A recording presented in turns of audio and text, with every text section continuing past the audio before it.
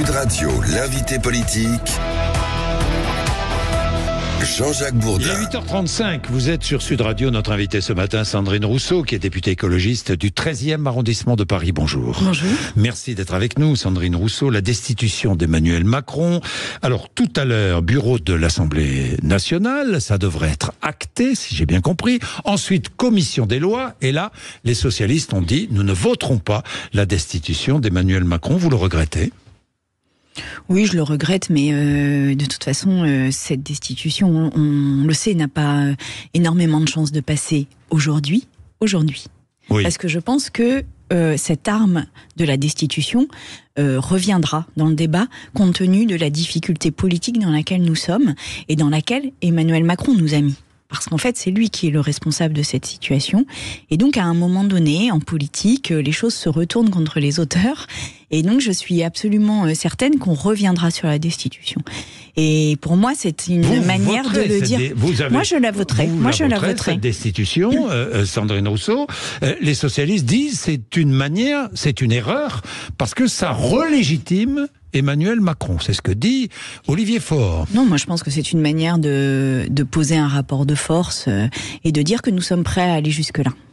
Et je pense qu'il faut qu'ils l'entendent. Nous sommes prêts à aller jusque-là. Alors, vous êtes prêts à aller jusqu'au bout. Le 21 septembre, il y aura une nouvelle manifestation.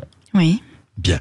Ça veut dire aller jusqu'au bout. Ça veut dire que si la destitution n'est pas possible à travers les assemblées, le Parlement, est-ce que la rue devrait obtenir cette destitution ? Non, mais dans la Constitution, il n'y a que par le Parlement que ça peut passer. Donc pas de marche sur l'Élysée, pas de... Non, on va pas faire... de révolte populaire, je parle même pas de révolution. En tous les cas, moi, j'appellerai pas à ce qui s'est passé aux États-Unis en aucune manière. Voilà. Mais par contre... Vous n'appellerez pas à ça ? Non, d'aucune manière.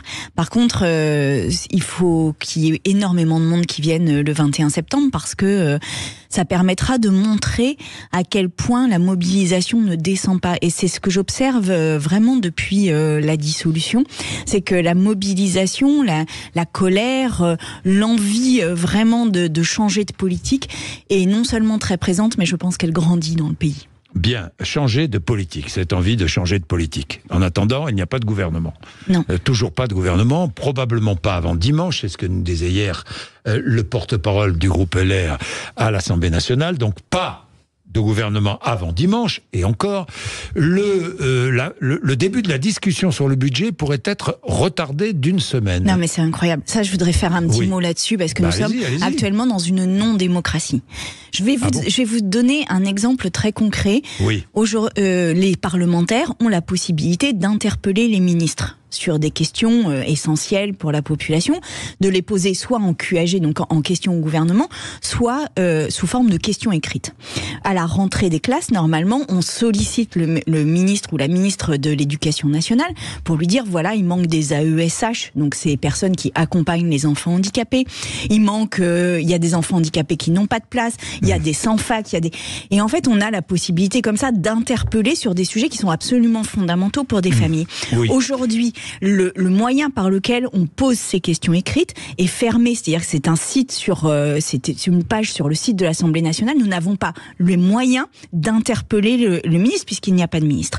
Et en fait, on est dans une non-démocratie, c'est-à-dire dans une espèce de no man's land, dans un espèce d'entre-deux, où on n'a aucun moyen, nous les parlementaires, de faire en sorte que des situations très concrètes de famille ou de personnes puissent être réglées. En fait, c'est grave ce qui est en train de se passer. Et moi, j'en ai marre vraiment que l'on joue de la démocratie de cette manière-là. J'en ai marre que les calculs politiques, la tactique politique qu'essayent de mettre en œuvre Emmanuel Macron et Michel Barnier nous empêchent de répondre aux besoins de la population. Et en fait, je me demande dans quelle mesure ils sont conscients de cela, dans quelle mesure ils ont ne serait-ce que de l'empathie pour les personnes qui sont dans ces situations. Pardon. La réforme des retraites. Parlons de la réforme des retraites, parce qu'on va beaucoup en parler durant l'automne. Le 31 octobre, proposition de loi du Rassemblement national. Vous êtes clair, alors que d'autres à gauche voteront ce texte du Rassemblement national, demandant l'abrogation de la réforme des retraites. Vous êtes clair, vous ne voterez pas. Oui, je l'ai dit et je m'en suis déjà expliqué d'ailleurs à ce micro plusieurs fois. Pour moi, il y a un principe fondamental qui est que je ne vote pas. Je ne soutiens pas les propositions de loi du Rassemblement national. Ceci dit, je mènerai la bataille et toute la bataille pour que la retraite soit, pour qu'il y ait une abrogation de la réforme des retraites. Et je suis rapportrice du volet retraite du PLFSS, donc du budget de la sécurité sociale. Et nous sommes en train de travailler pour trouver tous les moyens pour abroger la réforme dans le cadre de ce PLFSS. Il y aura d'autres niches. Il y a la niche de tous les autres groupes, depuis LFI jusqu'à Lyot, qui est le fameux petit groupe. La niche écologiste aussi. Évidemment, il y a la niche écologiste. Donc en fait, ce que je veux dire aux personnes qui nous écoutent, c'est que ça n'est pas parce que je ne vote pas la proposition de loi du Rassemblement national que il n'y aura pas d'abrogation de la réforme des retraites. Au contraire, il va y en avoir. Mais nous ne pouvons pas renoncer aux valeurs fondamentales qui nous animent, qui sont la lutte contre cette extrême droite, contre le racisme qu'elle porte, contre enfin voilà, tout ce qu'elle porte de rejet, de xénophobie. Ça, c'est tripal chez moi. Je peux pas aller là-dessus. C'est le combat politique que je mène depuis que je suis entrée en politique, et même avant que je rentre en politique, c'était les valeurs qui m'animaient. Je ne peux pas aller sur ce terrain-là, et j'espère que les personnes comprendront cela. Bien. Enquête du Cevipof pour qui votent les fonctionnaires. J'ai vu cette enquête qui est très intéressante. D'abord pour le RN, à l'exception des profs et des cadres de la fonction publique. Et dans les hôpitaux, par exemple, à 30%. Pour le RN. Parmi les employés de la fonction publique, à 34% pour le RN. Pourquoi, Sandrine Rousseau ? Mais parce que le service public est aujourd'hui dans une crise, il traverse une crise qui est exceptionnelle, qui est historique. Moi, je suis en charge d'une mission d'information sur la psychiatrie pour l'Assemblée nationale. Mais ce que je vois dans les hôpitaux psychiatriques est hallucinant. C'est-à-dire que les personnels, les soignants, les médecins comme les infirmiers et infirmières, comme les aides-soignants, sont dans une souffrance au travail, mais qu'on ne mesure pas. Faute de moyens, faute de capacité, faute de soutien public, faute d'une véritable politique publique de soutien à l'hôpital. Et en fait, on est dans une situation d'effondrement. Ces fonctionnaires qui sont en difficulté vers le Rassemblement national, pas vers la gauche. Mais ils se tournent vers le Rassemblement national parce que le Rassemblement national fait croire qu'on va retourner dans les 30 glorieuses. D'ailleurs, j'ai écrit un livre là-dessus qui s'appelle « Ce qui nous porte ». Et en fait, le Rassemblement national fait croire qu'on va retourner vers cette période, alors que si vous écoutez véritablement ce qu'il porte, c'est très différent. Et je vous invite notamment à mesurer les propos qui ont commencé à être tenus sur le fait que la sécurité sociale était le problème. Et donc, on ne peut pas imaginer que le Rassemblement national soit la solution de l'hôpital public si la sécurité sociale est le problème. Donc, je vous le dis, les seuls qui défendent, mais vraiment...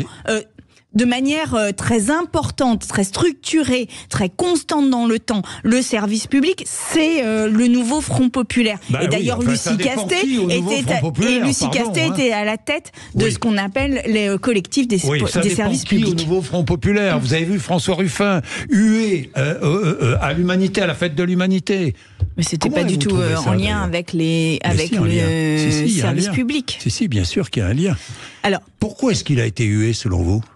Il a été hué parce qu'il a utilisé des termes qui ont choqué certains militants, comme la campagne aux faciès. Et moi, je voudrais dire... qu'il a été insulté, hué. Oui, bien sûr que je regrette qu'il ait été insulté, parce que je pense que nous n'avancerons pas d'1 millimètre quand nous nous huons les uns les autres. Ce n'est vraiment pas une manière de faire. Je voudrais dire aussi qu'il n'y a pas... Et il nous faut sortir de cette gauche, de ces gauches supposément irréconciliables, ou de cette... séparation, de cette opposition que l'on essaye de mettre dans le débat politique entre une gauche qui serait de gouvernement et une gauche qui serait de rupture.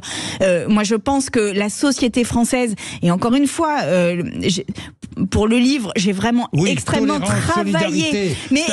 travaillé sur les enquêtes sociologiques, c'est-à-dire pas sur les sondages, mais sur les recherches sociologiques qui sont faites sur la société française, et elle apparaît bien plus unie que nous le disons, et elle apparaît bien plus prête aux réformes que nous proposons que ce que le débat politique laisse entrevoir. Dans certaines régions qui se pensent à juste raison bien souvent déclassés, on vote RN. Manuel Bompard. Oui, mais pourquoi Mais je vais vous dire le déclassement.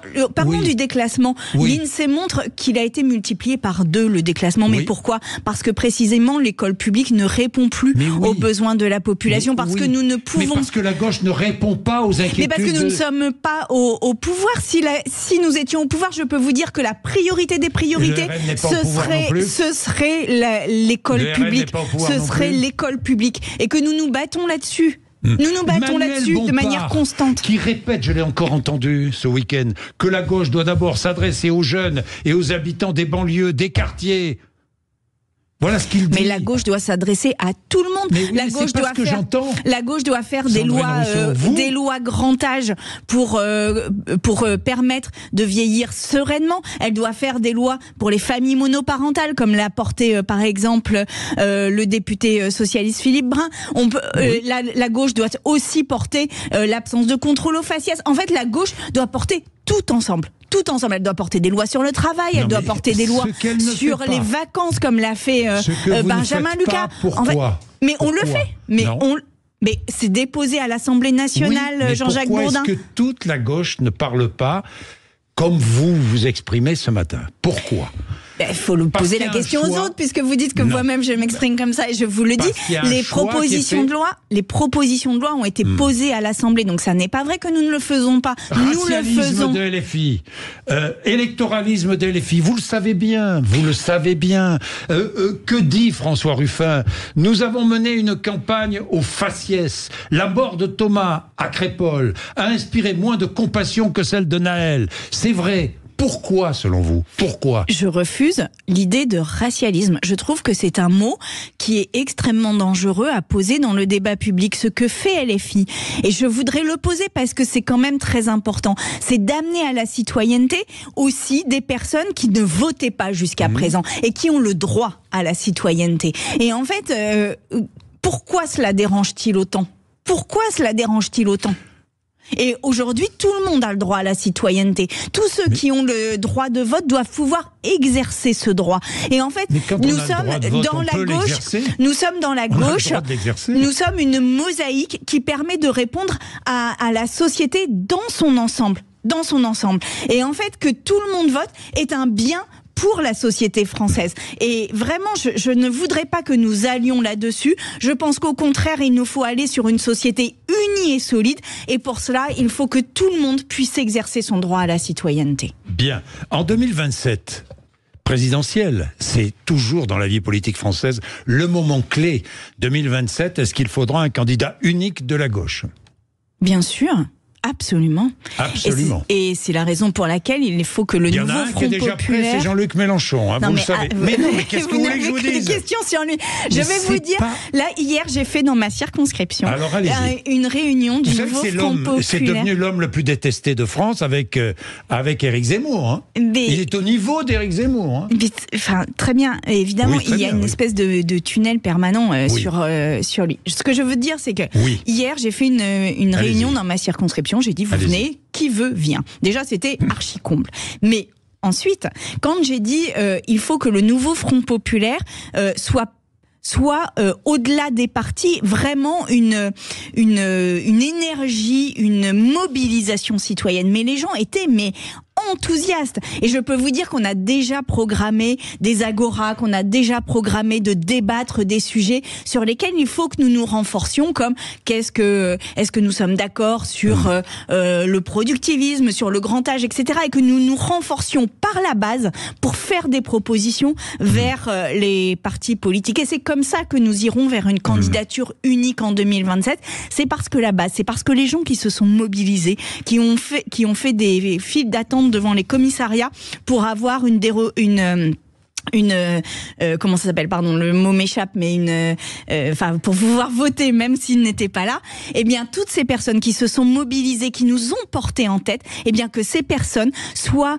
vraiment l'énergie militante et disent une procuration, voilà, et disent en 2027 vous ne nous plomberez pas. Non, nous irons et nous ferons en sorte que Sandrine vous soyez... Rousseau, très bien, c'est formidable ce que vous nous dites, c'est formidable. Alors dites à Mélenchon, à Hollande et à d'autres de s'effacer, de se mettre un peu en retrait. Vous leur dites ce matin ?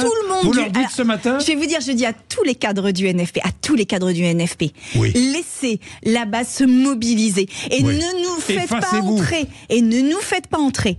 Ne nous faites pas entrer dans une guerre des égos qui nous tirerait vers le bas. Vraiment, s'il vous plaît, c'est notre responsabilité. Nous avons une responsabilité historique aujourd'hui et cette responsabilité historique va falloir de se mettre au profit, au bénéfice du collectif. Dites-moi, est-ce que vous avez marché dimanche à Paris aux côtés des centaines de personnes qui sont venues apporter leur soutien à la société civile iranienne et à ces femmes Alors j'ai fait un post parce que je soutiens la société civile iranienne. Et Narges Mohammadi qui est en prison. Je n'ai pas pu y aller pour des raisons tout à fait organisationnelles, indépendantes de ma volonté. Voilà. Bon.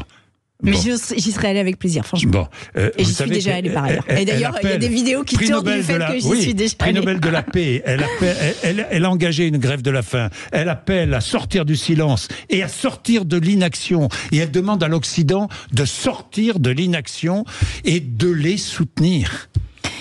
Mais elle a absolument raison. Mais oui, mais je ne vois pas beaucoup de soutien. Moi, j'entends rien. Oui, mais là, je pense que vous n'êtes pas complètement objectif sur la situation, pardon de vous le dire, parce que non seulement nous les soutenons et moi, je suis extrêmement admirative, mais vraiment, ces femmes risquent leur vie à chaque fois qu'elles ont un acte de résistance, et je ne peux pas vous dire à quel point, mais vraiment, mais admiration totale. Mais est-ce que vous dénoncez cet apartheid de genre ? Mais évidemment, Jean-Jacques Bourdin, mais je vomis cet apartheid de genre, évidemment. Il n'y a aucun doute là-dessus. Vous pensez vraiment que je vais soutenir je vous pose la question, le régime iranien? D'aucune manière. Et vraiment, admiration totale à ces femmes, soutien total à ces femmes.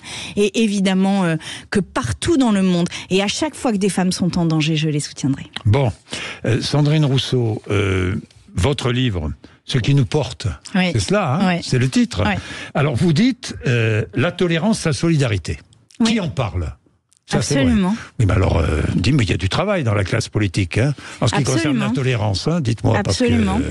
Parce que, quand j'entends les propos des uns et des autres...